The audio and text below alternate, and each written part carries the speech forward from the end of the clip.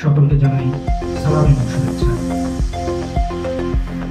আমি অনানুষ্ঠানিকভাবে শনিবার সন্ধ্যায় সাহিত্য সংস্কৃতি বিষয়ক ম্যাগাজিন তাইরানের তৃতীয় সংখ্যার মোড়ক ও পাঠ উন্মোচন অনুষ্ঠান ঢাকার মালিবাগ রাজবাড়ী কুইচিন রেস্টুরেন্টের কনফারেন্স রুমে অনুষ্ঠিত হয়েছে। তাইরান সম্পাদক কবি তাসনিম মাহমুদের সভাপতিত্বে ও সহ সম্পাদক ফারজানা করিম অর্পিতার সঞ্চালনায় উক্ত অনুষ্ঠানে পৃষ্ঠপোষক উপদেষ্টা হিসেবে বক্তব্য রাখেন সাহিত্য সমালোচক শামসুল আবেদিন, কবি সম্পাদক সাংবাদিক মুস্তাহিদ ফারুকী ও আফসার নিজাম। অতিথি হিসেবে বক্তব্য রাখেন রেজাবুদ্দৌলা চৌধুরী, কবি রহমান হেনরি, হাসান আলিম, জাকির আবু জাফর, আব্দুল মাজেদ, কামরুল ইসলাম, বাদশাহ ওয়াজেদ আলী, জামশেদ ওয়াজেদ, মনসুর আজিজ, আতিক হেলাল, রবিউল মাশরাফি ও মিলি হক।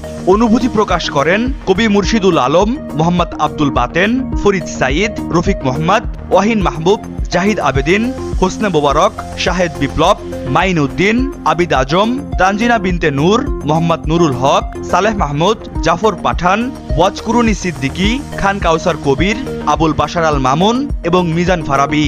মুহিবুল্লাহ নাহিন, প্রহর 24।